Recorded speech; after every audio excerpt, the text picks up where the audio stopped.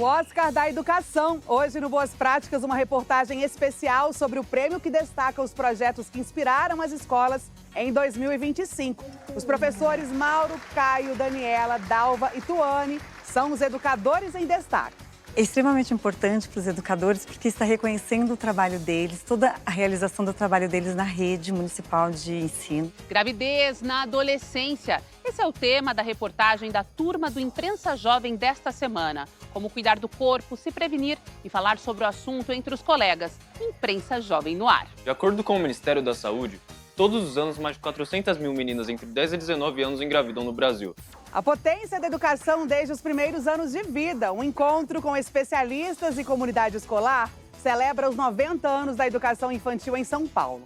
Tem homenagem ao precursor Mário de Andrade, discussão sobre os desafios e as caminhadas para o futuro. Eu acho que a gente tem muito o que comemorar. O Boas Práticas vem para inspirar e mostrar para você o melhor da educação. Hoje é dia de Educador em Destaque.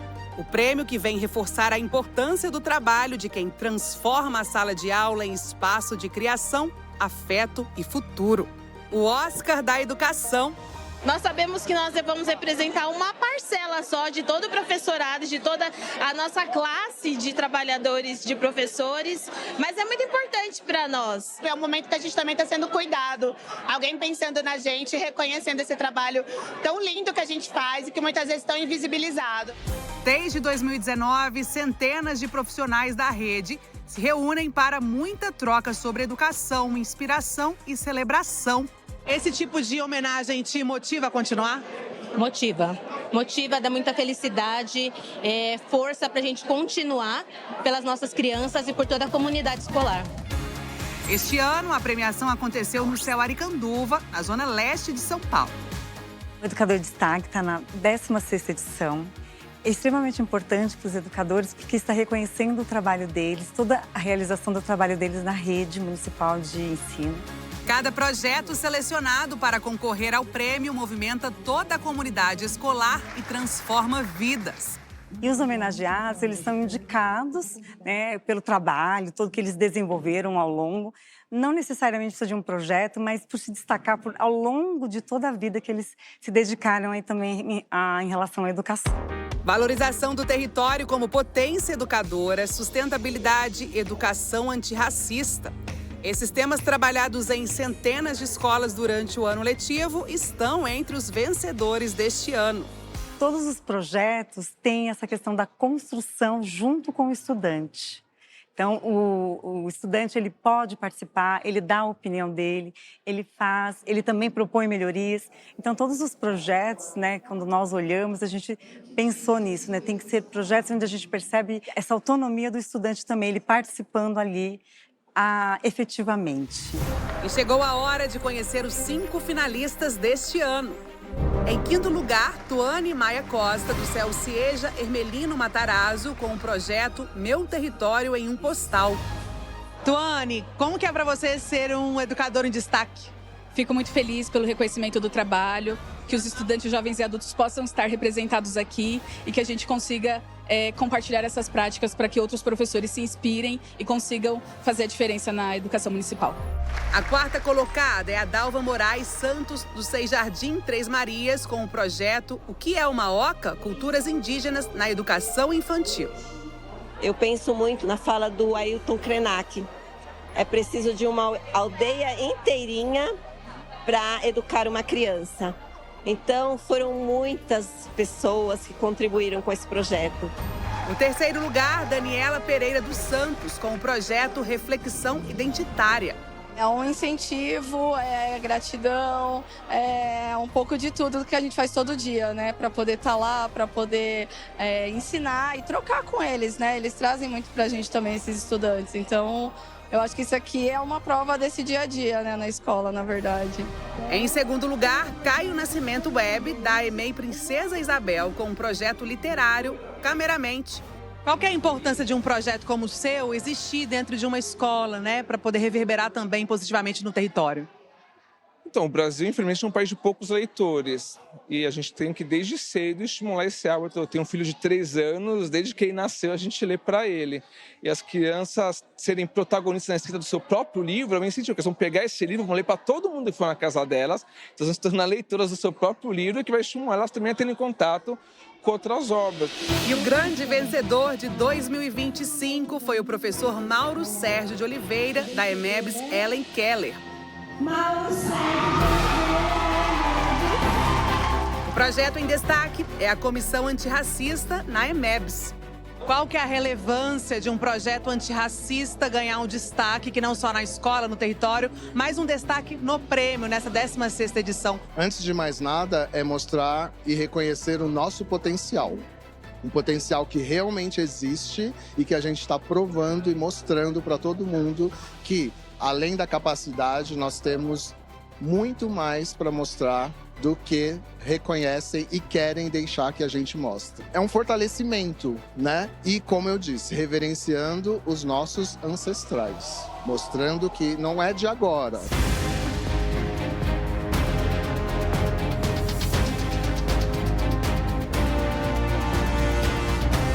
Essa 16ª edição do Educador em Destaque 2025 contemplou também profissionais que atuam no dia a dia das escolas com um ótimo trabalho. Nutricionistas, apoiadores, gestores e outros tantos profissionais também foram reconhecidos. Apoiar a rotina da escola, gerenciar, pensar na alimentação.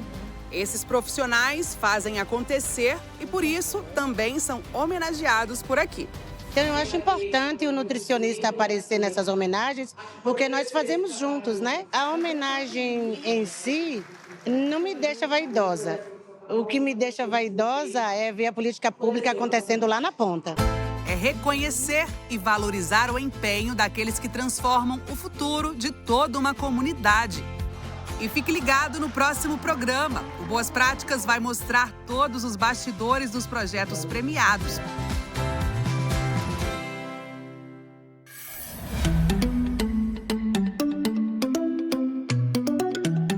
Por aqui, o aprendizado acontece com afeto, identidade e pertencimento.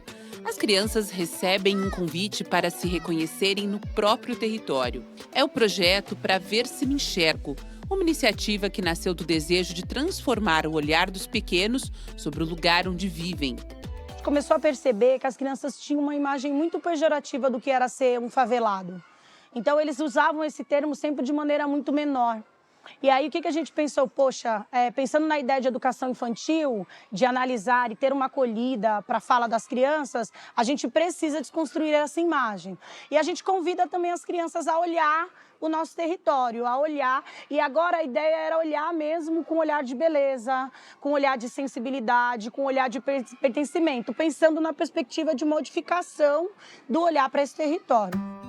Durante as atividades, eles constroem, criam. É o encontro da brincadeira com a reflexão, sempre com a infância no centro do aprendizado. A gente fez um território com material de construção. Então, tinha cano, tinha fio, tinha bloco, tijolo, cimento. E eu me emociono quando eu falo essa parte. Porque as crianças começaram a olhar e falar, olha, professora, esse material é igual o meu pai usa para construir casas. Olha, professora, a gente está organizando aqui igual a minha mãe faz. Então, agora eu começo a ver esse território como um lugar bom, como um lugar bonito. E eu começo a ver o ofício da minha família também como um ofício importante. Escritores, fotógrafos, artistas e empreendedores do bairro passam pela escola para conversar com as crianças. Uma ideia simples, mas profunda. Ela mostra que a quebrada também produz conhecimento, arte e realização de sonhos.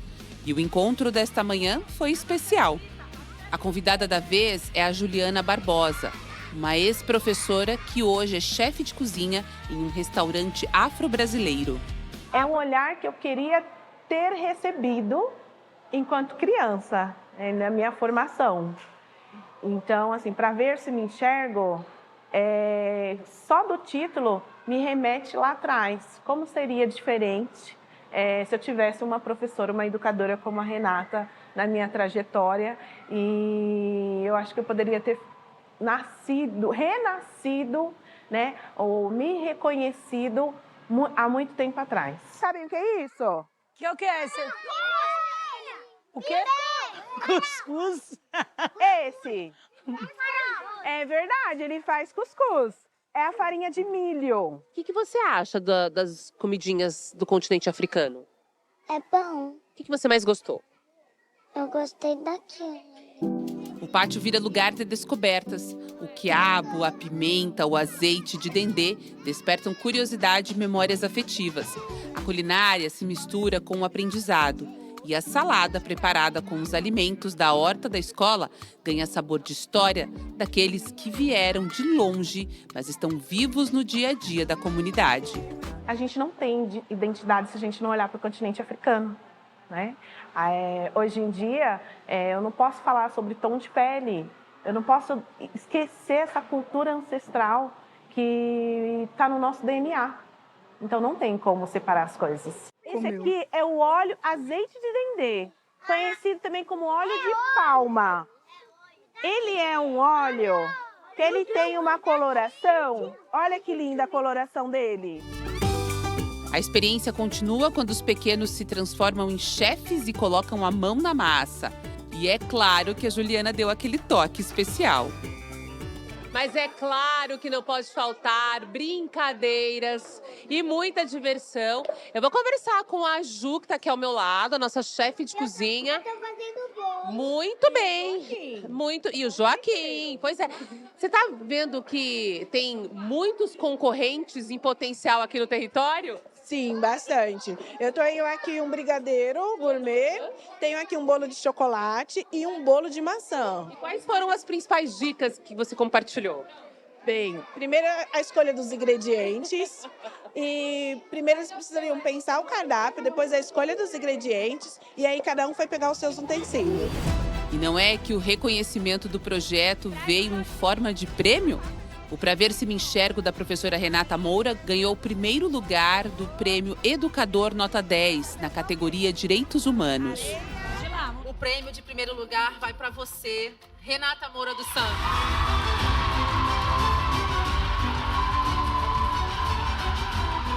Parabéns, Renata. Eu queria dizer primeiro para as minhas crianças que estão lá na minha escola me assistindo, dizer para eles que vidas negras faveladas importam. Falar da Renata Moura é uma honra e fácil. Eu falei para todos os professores, vamos nos inscrever nas premiações. E a Renata logo se prontificou a se inscrever. O projeto Pra Ver Se Me Enxergo é, além do fazer ali pedagógico, é um respeito com a essência, é um respeito com a minha história, com a sua história, com a nossa história. Se essas crianças elas começam a se ver, elas começam a se projetar e elas começam a se enxergar, elas vão entender que elas podem estar onde elas quiserem.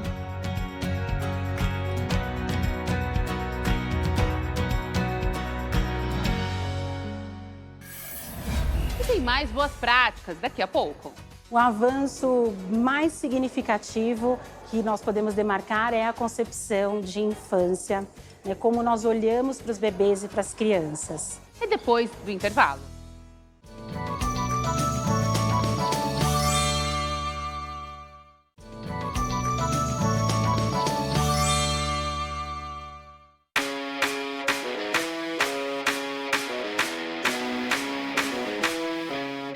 Anos de histórias e aprendizados na educação focada nos pequenos. Em São Paulo, essa data tem sido super comemorada e ganhou destaque em um grande evento que aconteceu recentemente na Biblioteca Mário de Andrade. E não à toa falamos de Mário de Andrade. Ele foi um dos precursores da educação infantil. A ideia de Mário de Andrade ao criarem os parques infantis, pensando num espaço onde as crianças pudessem brincar e, sobretudo, ter um contato com e na natureza, é algo que nos inspira até hoje a pensar nas propostas pedagógicas. Tudo começou com a criação das primeiras escolas de educação infantil na década de 1930, marcando o início de um compromisso da rede com o cuidado, o brincar e a aprendizagem das crianças pequenas. Olhar para os parques infantis, que é uma das mesas que nós vamos ter hoje, com parqueanos, ex-parqueanos, com pessoas que estudaram, né, sobre esse percurso dos parques idealizados por Mário de Andrade e olhar para hoje, que é uma segunda mesa que nós vamos ter, os avanços da educação, olhar para as unidades que nós temos hoje, os SEIs, as EMEIs, os CEMEIs, as EMEBs, os CECIs, reconhecer esse grande avanço que foi a trajetória da educação infantil municipal. Sobretudo de trazer o bebê e a criança como centralidade da nossa proposta pedagógica. Aqui no Boas Práticas, a gente já mostrou uma reportagem especial na escola que foi um dos 3 principais parques infantis da década de 30, criado por Mário de Andrade, então diretor do Departamento de Cultura de São Paulo. Hoje, a EMEI, professora Neide Guzzi de Chiacchio, carrega esse legado, sendo uma das 3 primeiras escolas idealizadas por ele. Mário de Andrade inaugura esses 3 parques. E com essa concepção de um parque brincando para as crianças operárias, das famílias operárias daqui da região da Lapa de Baixo. Então aqui era um grande bosque, tinha 400 crianças aqui acolhendo nessa questão do Mário de Andrade de nutrir, brincar, cuidar. Olha, nós celebramos esses 90 anos com muita alegria e muita luta, né? Os primeiros parques foram criados mesmo, né, com essa intenção, mas a educação infantil vem buscando o seu espaço, a sua ideologia pelos seus educadores, pelos seus pesquisadores e tudo mais. Então, eu acho que a gente tem muito o que comemorar e parabenizar todos aqueles que fizeram a história e que estão fazendo até hoje. Neste momento que ultrapassamos essa educação infantil compensatória, típica da década de 80, eu acho que agora estão começando a retomar, escutar e olhar para a naturalidade da criança para poder ensinar. Qual é a diferença entre os conceitos de educação e ensino? Educação é um conceito mais amplo, que tem a ver com o desenvolvimento integral, com os aspectos cognitivos, emocionais e físico, e tudo que envolve esse pleno desenvolvimento. E o ensino, ele é uma parte, né, desse processo da educação, mas ele é centrado nos conteúdos, nas habilidades, nas competências de um determinado assunto específico. Na educação infantil, por que a gente chama de educação infantil? Porque é esse momento do pleno desenvolvimento, dos bebês e crianças poderem vivenciar e experienciar por meio das múltiplas linguagens e das brincadeiras, tudo que eles precisam, que vai ser base para o percurso futuro e para a vida escolar, para a vida adulta em sociedade. As discussões por aqui debatem os desafios e avanços da infância nos tempos atuais. E o objetivo? Ampliação do repertório dos pequenos. Eu acho que a gente está formando esse cidadão solidário, participativo, né? Que é assim que a gente vê a criança, como um cidadã, né? Não prepará-lo para a cidadania, mas no exercício da cidadania. Então, as crianças convivem nesse ambiente de discussão, de direitos, de respeito e também de serem escutadas nos seus desejos e sinta a propriedade daquele lugar, daquele território. Eu acho que a gente propicia isso, as famílias estão lá dentro, estão sempre participando e a gente procura ter essa abertura e ter essa interlocução com a comunidade para que tenha realmente esse pertencimento. As atuais EMEIs, que foram parques infantis, são as EMEIs mais centrais, urbanisticamente falando, e as que oferecem para a criança um amplo espaço, com árvores frondosas, situação maravilhosa, saudável, para a criança brincar dentro de um contexto paulistano, de uma metrópole, vamos dizer assim, pesada. Então, eu acho que também é uma lição que essas novas EMEIs plantem muitas árvores. O avanço mais significativo que nós podemos demarcar é a concepção de infância, né, como nós olhamos para os bebês e para as crianças. Hoje, o bebê e a criança são a centralidade. Hoje, nós escutamos os bebês e crianças, olhamos com sensibilidade para as diversas infâncias, culturas, para a singularidade das faixas etárias. E, a partir dessa escuta, planejamos intencionalmente cada momento para os bebês e crianças. Eu tenho uma frase do Mário de Andrade que eu adoro, que é a criança é essencialmente um ser à procura de expressão, e ela não muda. ela sempre será essa criança. Mudou-se as tecnologias, mas ela precisa brincar, ela precisa de atenção, ela é uma criatura que gosta de ser aquele ser mais simples possível, né, na sua infância, né? É isso que eu acredito.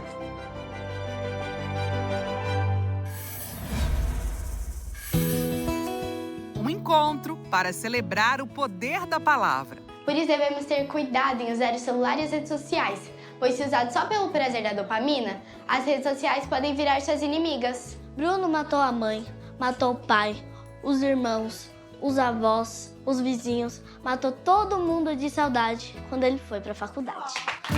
Poesia, música e encontros que transformam a sala de aula em um espaço de cura e pertencimento. Parede de barro não vai me prender. Parede de barro não vai me prender. Este é o Matéria Poética.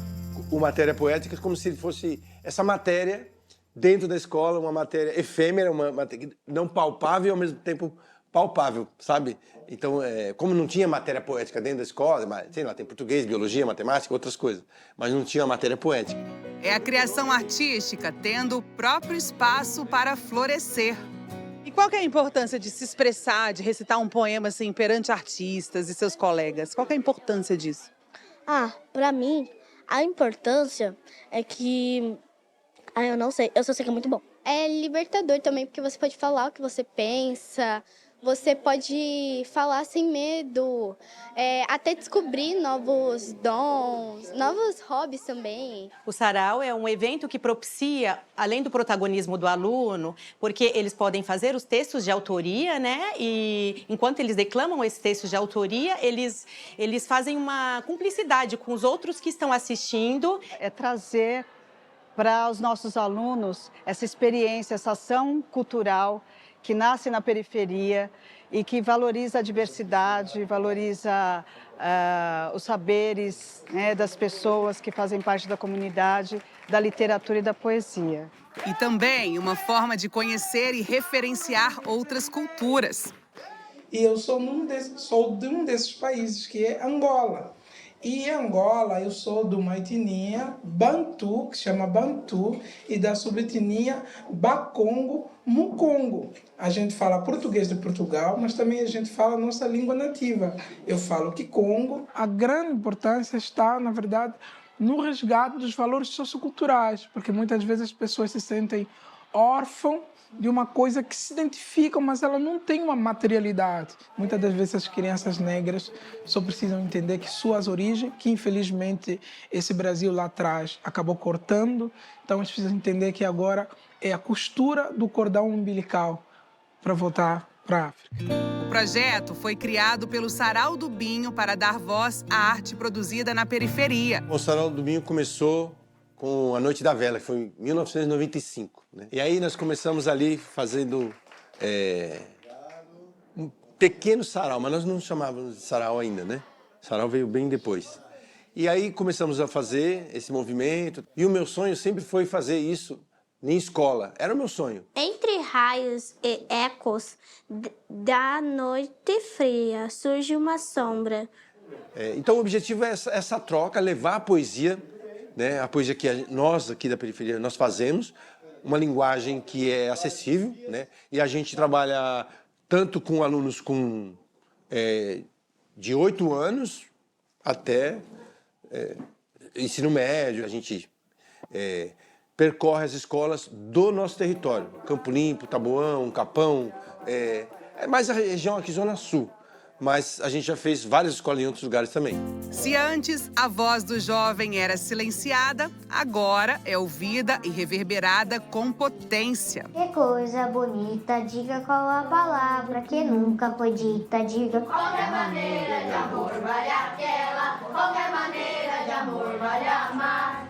O papel da escola é convidar os alunos, fazer esse convite, né, para a leitura, não só para a leitura dos clássicos, dos artistas que já são consagrados, mas poder apreciar essa cultura que nasce na periferia e também convidá-los para produzir cultura.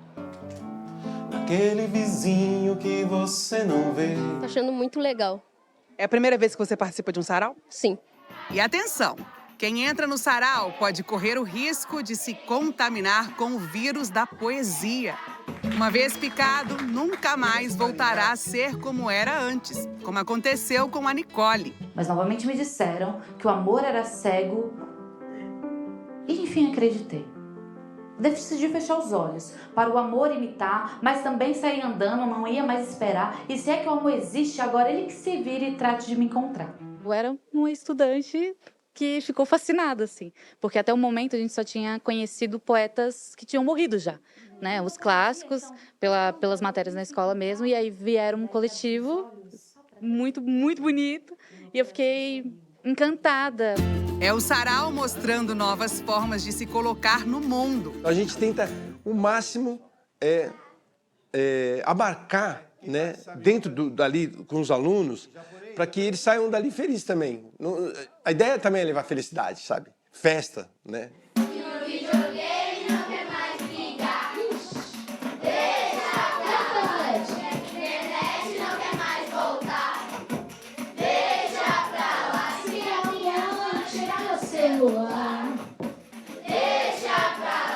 Entre versos e canções, o Sarau do Binho faz da escola um lugar de encontro com a poesia, onde somente a arte consegue traduzir o que não é possível colocar em textos corridos. Lá em casa não tem água, nem comida, nem arroz, nem feijão, nem batata, mas assim que a gente vai sobrevivendo na nossa batalha. Na periferia nem sempre alegria, mas assim que a gente passa o nosso dia a dia. Queria acordar meio-dia sorrindo, mas na periferia nem tudo é tão lindo. As crianças da periferia também tem muitas crianças morrendo por causa de fome. Então, isso é muito triste pra mim, sabe? Porque assim, em casa eu tenho comida, tenho tudo, mas tem gente que na periferia às vezes nem tem casa pra morar. Quando falam de poemas tipo da Sofia, faz eu pensar sobre tudo que tá acontecendo à minha volta e eu não reparo. A poesia nasce da dor e também do amor. Quando sai do papel e encontra a voz, ela vira cura, libertação e inspiração. A escola é um espaço que não pode ser dissociado da realidade dos alunos. As crianças podem aprender a valorizar o que é produzido no seu território, né? E a gente trazer também a comunidade para dentro da escola para participar desse processo de produção de conhecimento. Aqui, o verdadeiro significado de ser ouvido tem vez. Uma luta que nasce da coragem de apenas ser. Beije como um beija-flor, pra saber que nosso ninho mora no interior. Não saia daí, porque já já a gente volta com mais reportagens sobre educação. Então, pessoal, vamos começar a nossa colheita, hein? Vamos começar o nosso rolê, tá bom? Nós fazemos um trabalho totalmente sustentável, onde que eles vieram aqui adquirir algumas experiências. Daqui a pouco, a imprensa jovem da MF A Turneiva vai falar sobre gravidez na adolescência, no próximo bloco. Não sai daí, hein?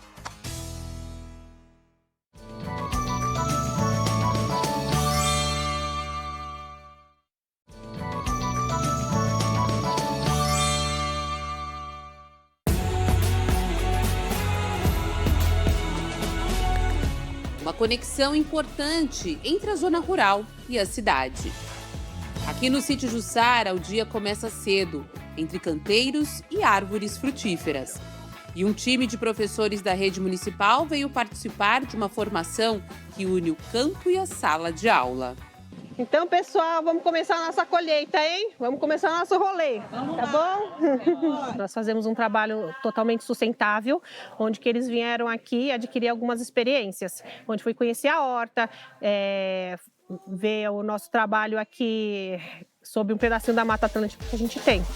É o rolê agroecológico, um projeto que propõe vivências práticas sobre alimentação saudável, agroecologia e sustentabilidade. É a semente plantada na terra que floresce também nas escolas. Vocês estão vendo que é bem delicado, ervilha? Pode, olha aqui, ó.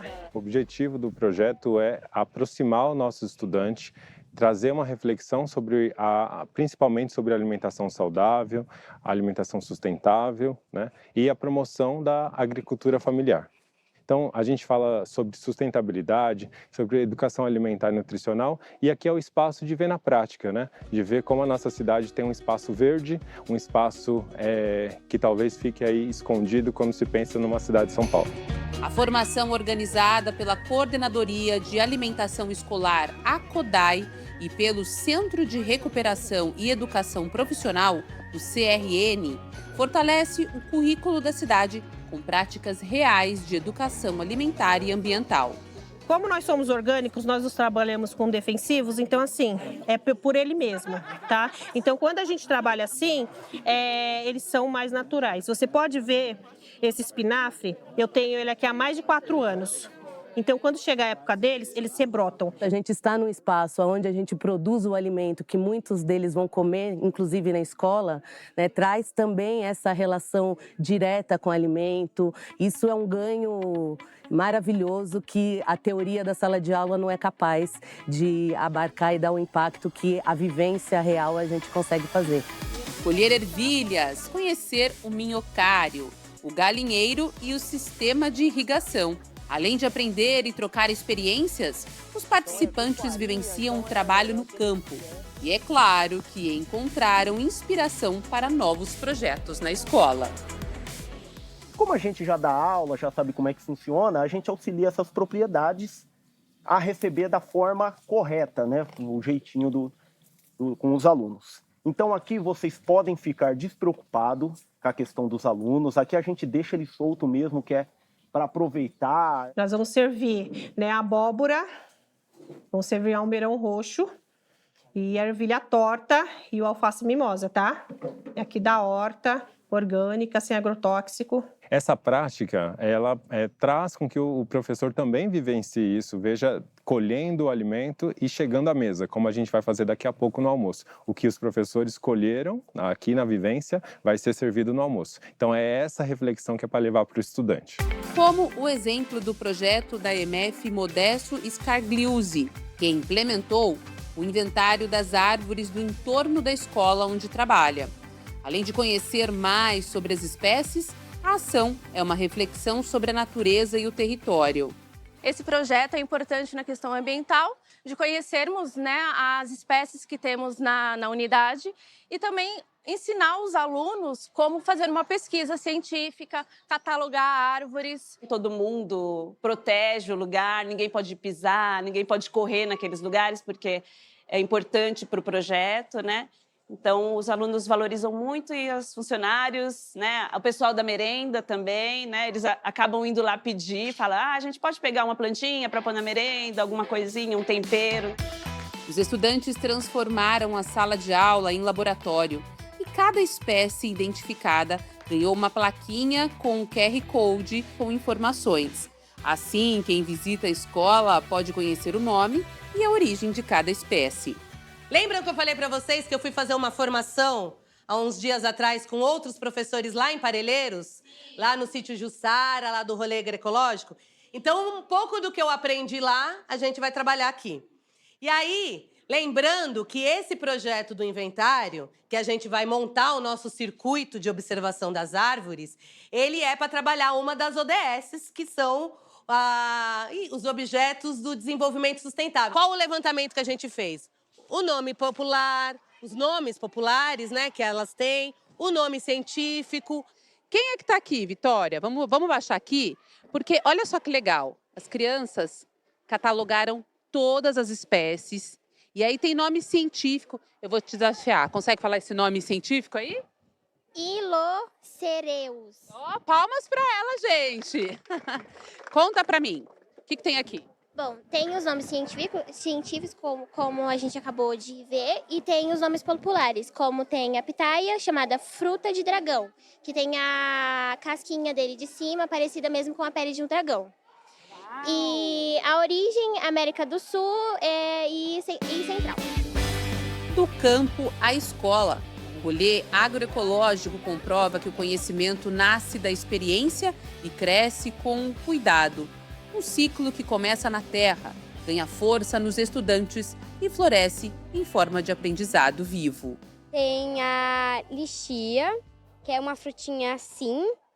Tem a nespereira e tem vários outros tipos. A gente tem 258 árvores ao total na escola. A gente identificou 23 delas. A gente consegue unir tecnologia e natureza, é isso? Para abranger mais partes do mundo e não só a gente da escola conseguir ver, mas todo mundo que quiser ver.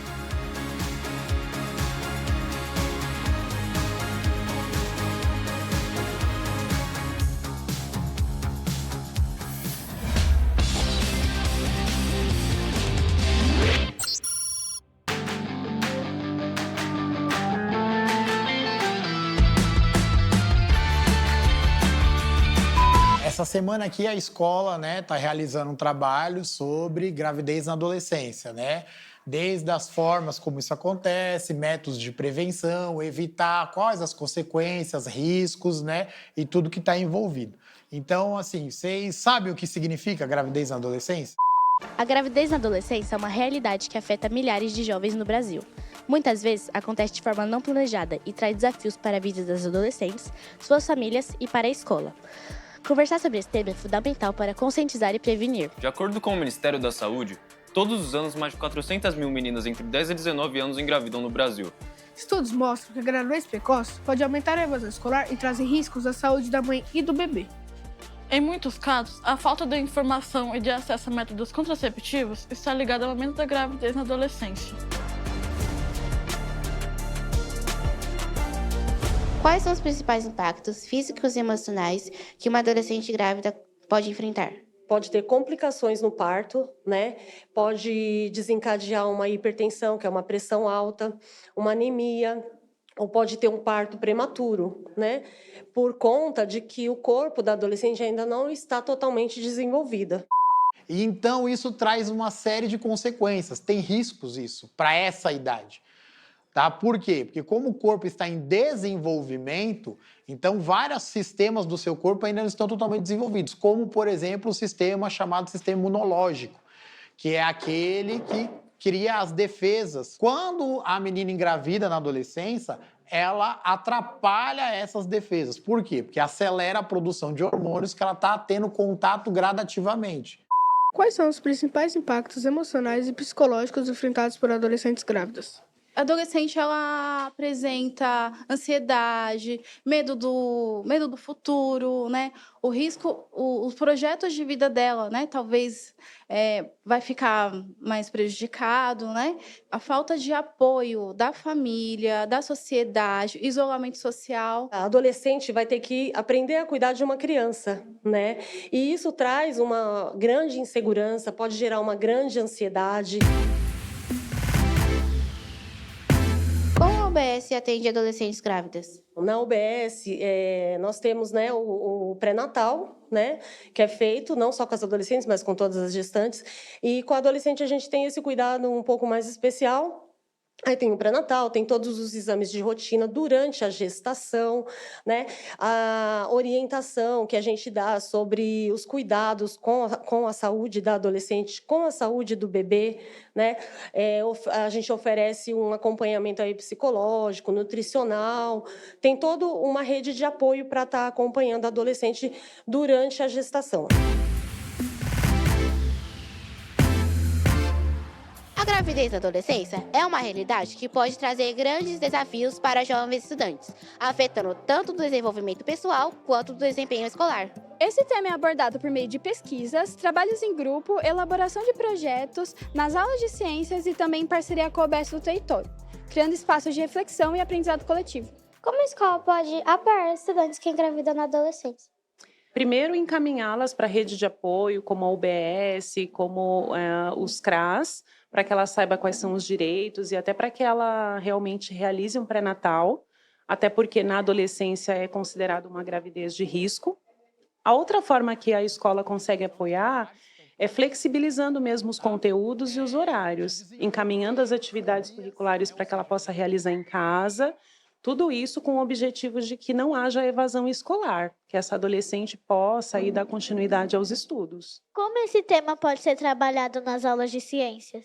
Além de ser do currículo, então a gente já trabalha ele, né, ele também tem que ser um tema que tem que envolver não só a escola, mas também a família.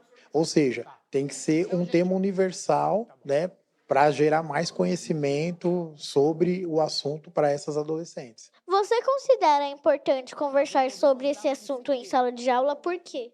Sim, porque às vezes tem jovens que não são orientadas dentro de casa e às vezes a orientação na escola pode ajudar a prevenir muitas dessas gravidez que acontecem. O que você entende por gravidez na adolescência? Eu entendo que não tem muita comunicação na família delas, porque muitos pais, eles têm medo de falar com as filhas, com os filhos, como que se preserva da maneira sexual. Quais dificuldades uma adolescente grávida pode enfrentar no dia a dia, na família e na escola? Eu acho que ela pode enfrentar dificuldade com os familiares, com a família, né, que eles podem acabar não aceitando. Pode também ter boatos na escola, olhares ruins, fofoquinha. Professor também querendo dar sermão para a aluna por uma coisa que ela não sabia, não estava ciente sobre o assunto. Como você acredita que isso... Respira. Tá. Como você acredita que os pais podem orientar seus filhos sobre prevenção da gravidez na adolescência? Eu acredito, João, que através do diálogo, desde pequenininho, cada fase é uma fase. Eu tenho um casal de filhos, então quando a criança tem 7, 8 anos, você começa a conversar, né? Ela pergunta como ela nasce, por que a mamãe e o papai estão juntos ou não estão. Você começa a explicar dentro de cada faixa etária. Quando pegar 10, 11, 12 anos, eu pelo menos falava com os meus filhos. Quando você vê uma pessoa com 13, 14 anos, que já é mãe, que já é pai, você acha que isso é bom? Você acha que isso é legal? Não. Por quê? Porque ele ainda é uma criança. Então é o diálogo que traz essa lucidez.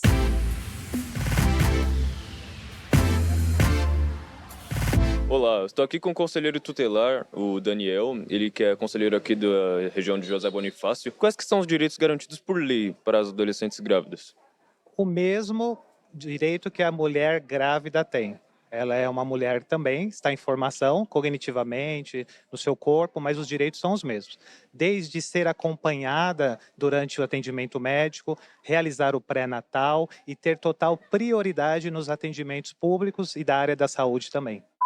Então, gente, vamos falar sobre métodos, né, de prevenção da gravidez na adolescência. Alguém conhece?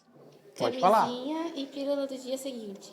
Tomando remédio concepcional. Anticoncepcional, sim. Usar o DIU. Como acesso à saúde e a métodos contraceptivos ajudam a prevenir esses casos? Ajuda muito, principalmente prevenindo e também quando vai ter essa informação sobre o uso do contraceptivo, a adolescente está recebendo informação sobre sexualidade e isso é uma forma de prevenção. A gravidez na adolescência pode mudar a vida de jovens e famílias, mas com informação, diálogo e apoio é possível prevenir e oferecer caminhos de esperança.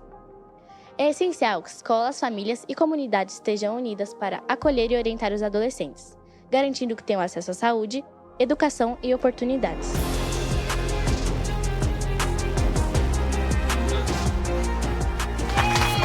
Muito bom, parabéns, cara. Foi muito bem.